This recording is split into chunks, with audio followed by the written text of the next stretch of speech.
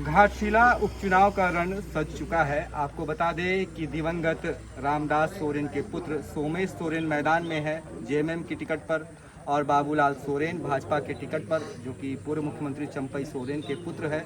और तीसरा जो एक विकल्प है वह है रामदास मुर्मू जी, फिलहाल जो हमारे साथ में खड़े हैं जेएलकेएम के प्रत्याशी है। रामदास जी, सबसे पहला सवाल, इन तीन प्रत्याशियों के बीच में आप खुद को कहाँ देख रहे हैं? देखिए, जो घाटशिला का जो चुनाव होने जा रही है ये त्रिकोणीय मुकाबला होने जा रही है। दोनों प्रत्याशी के बीच और जेएलकेएम भी कम नहीं है और एकदम पूरा चारों तरफ से ये त्रिकोणीय मुकाबला होने जा रहा है। ये मैं नहीं कह रहा हूँ, ये पब्लिक है। खुद को जीतने वाली कैंडिडेट के रूप में देख रहे हैं या फिर वोट काटने वाले कैंडिडेट के रूप में देख रहे कोई लड़ेगा तो कौन रखते आगे कटवा के रूप में? काटने हम लोग नहीं कर रहे, हम लोग लड़ रहे हैं जीतने के लिए, ठीक है। और हमारा वोट परसेंटेज पिछले जो वोट था उससे हम लोग कई गुना वोट बढ़ चुका है। कैडर हमारे बढ़ गए हर क्षेत्र में, इसलिए हमारा अभी पूरा उम्मीद नहीं बल्कि भरोसा है हम लोग जीतेंगे। आदिवासी आरक्षित सीट है घाटशिला, लगता है कि आदिवासी आपके साथ आएंगे, क्योंकि आपको भी पता है कि आदिवासी और महतो वाला एक लड़ाई तो छिड़ा ही है, जंग जो चल रहा है, और आपके सुप्रीमो ने यहाँ पे महतो समाज का सपोर्ट भी किया है, तो लगता है कि आदिवासी आपका साथ देंगे? देखिए, आदिवासी समाज में आदिवासी को कौन लड़ाया जाएगा, ये सोचने वाली बात है।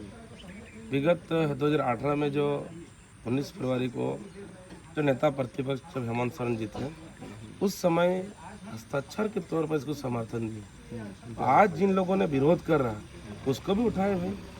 दूसरी बात, आज हेमंत सोरेन आज मंच से क्यों नहीं बोल रहे हैं कि कुर्मी को हम कभी भी एसटी में शामिल नहीं करेंगे। आप कभी भी देख लीजिए किसी मंच से, या तो आप डायरेक्टली पूछ रहे या पत्रकारी कर रहे हैं, उनको पूछिए, कभी नहीं बोलेंगे। ये कहीं राजनीतिक खेला चल रहा है, जो वही लोग फंडिंग कर रहे हैं इनको और विरोध करवा रहे हैं। इस चीज़ को समझना होगा। इससे क्या प्रभाव पड़ रहा है समाज में, उन व्यक्तियों को, उन भाइयों को, बहनों को जो लोग अभी कॉलेज लेवल में पढ़ाई कर रहे हैं। देखिए, जेएलकेएम का मकसद क्या है? हम लोगों ने कभी जातिवाद लड़ाई करने हम लोग नहीं आए हैं, ना ही भितरी भारी करने आए। हमारा लड़ाई, हमारे सुप्रीमो काफ़ी पढ़े लिखे हैं और हमेशा से जो हमारा लड़ाई शुरुआत हुआ था भाषा आंदोलन से लेकर के, कि झारखंड के झारखंडियों का जो हित में हो, इस लड़ाई को अधिकार पाने के लिए हम आए हैं। और लगातार जो झारखंड में जो रिक्त पद है, या कभी एसएससी एग्जाम को लेकर बात करिए, जेएसएससी का बात करिए, या किसी भी विभाग को लेकर जिससे हमेशा युवाओं को फायदा हुआ है, वही बात को लेकर के हमेशा विधानसभा में दाड़े भी। तो सरकार क्या है घाटशिला उपचुनाव? घाटशिला का सबसे बड़ा मुद्दा ये होगा कि घाटशिला ऐसा क्षेत्र है जहाँ पर घाटशिला के चारों दिशा में खनिज संपदा से भरा पड़ा है। आप लोगों को पता होना चाहिए। पूर्व में चले जाइए, पन्ना जो अभी इतना बड़ी है, वाइट स्टोन है, बालू का भंडार है वहाँ पर। पश्चिम में चले जाइए, यूरेनियम का माइन से यूजफुल। उत्तर में चले जाइए, मैग्नाइट का जो खनिज है, और दक्षिण में चले जाइए, कॉपर, अभ्रक। तो आप इतना यहाँ पर कीमती जो है क्षेत्र है, बावजूद भी जो है विभिन्न राजनीतिक पार्टियों के लोग यहाँ पर राज किए 25 साल तक, उसके बावजूद भी यहाँ के जो युवा है आज भी रोजगार के दर दर भटक रहे, पलायन कर रहे हैं। तो सबसे बड़ा जो यहाँ का मुद्दा होगा वो रोजगार का होगा, जो ये जेएलकेएम ही एकमात्र कर सकता है। रामदास जी की असमय मृत्यु हो गई, इसलिए मौका मिल रहा है। लगता नहीं है कि लोगों का सिंपैथी घाटशिला उपचुनाव में उनके साथ? सिंपैथी क्या होता है? सिंपैथी कोई अनुकंपा तो नहीं ना है। क्या होता है अनुकंपा में? अगर कोई नौकरी, बाप अगर कोई गवर्नमेंट नौकरी कर रहा ऑफिसर पर, उसका बेटा या बेटी को अगर 18 साल का उम्र होता है तो उनको किसी भी पद पर दिया जाता है। सेवा की विरासत के रूप में तो देख रहे हैं। बिल्कुल यार, वो अलग चीज़ है। वो क्वालिटी जो दादा की क्वालिटी में था, बेशक मैं उनको नहीं भूलूंगा।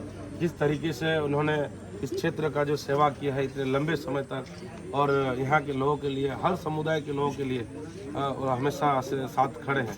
चाहे मुस्लिम समुदाय का बात करें, आदिवासी समुदाय का बात करें, या क्षेत्र के जो भी है, सभी के साथ साथ रहे, नो डाउट है। लेकिन बात अगर इनका किया जाए तो क्योंकि दादा का रहने तक सोमेश सोरेन से कभी भी फील्ड में नहीं रहे, कि मैंने एक बार आप किसी से भी पूछ सकते हैं। तो राजनीति का ये में जो है वो जीरो है, हमसे भी जीरो है, क्योंकि हमसे भी वो बाद में आया राजनीति में।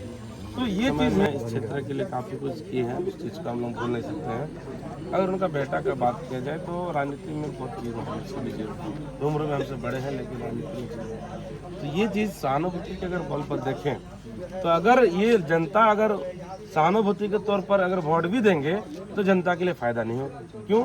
यहाँ के क्षेत्र का चीज़ों को वहाँ पर नहीं रख पाएंगे, या यहाँ के क्षेत्र का जो होगा वो नहीं हो पाएगा। इसलिए सहानुभूति तो यहाँ पर कोई फैक्टर नहीं होगा। लोग समझ गए हैं कि कौन किसका कितना क्या है नहीं है, उस हिसाब से लोग जनता वोट करेंगे। और जेल कैंप का इस बार बहुत अच्छा वोट होने जा रहा है। रही बात समुदाय का, 47 समुदाय को इसमें कोई प्रभाव नहीं पड़ेगा, मैंने पहले भी बोला है।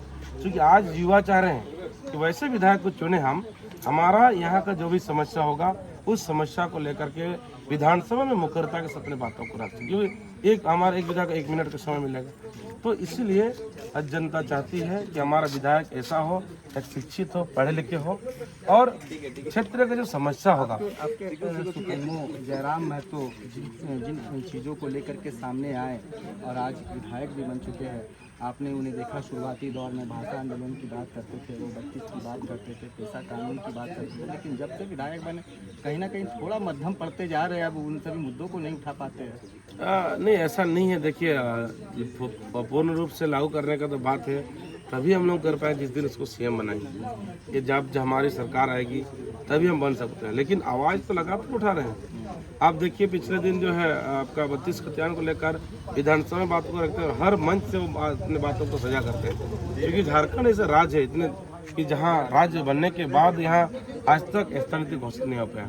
वही उड़ीसा में चले जाइए, बंगाल में, बिहार में, या किसी भी राज्य में अपना कोई एक नीति है, इस नीति के तहत वहाँ का सब कुछ होता है। झारखंड में ही अभी कोई ठिकाना नहीं किस नीति को यहाँ का फॉलो किया जाए। क्या कहना चाहेंगे घाटशिला को लेकर? घाटशिला के युवाओं को मैं यही कहना चाहूँगा कि घाटशिला जो भी यहाँ का समस्या होगा, या जो हमारा यहाँ का मूल रूप समस्या है, रोजगार, स्वास्थ्य और यहाँ का शिक्षा जो है पूर्ण रूप से खत्म हो चुकी है। बगल में HCL है, देखिए इतने बड़े कंपनी, पूरे भारतवर्ष में इनका 5 कंपनी है, उनमें से मदर कंपनी है।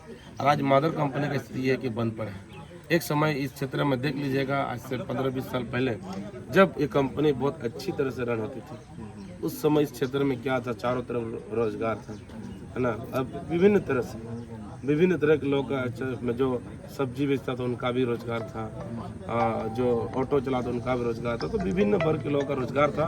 कब? जब कंपनी चल रही थी। एक कंपनी बंद होने का रीजन क्या है? एक तो इतने बड़े मात्रा में यहाँ पर जो खनिज माइंस है, वहाँ पर और का कमी आज तक नहीं रहा।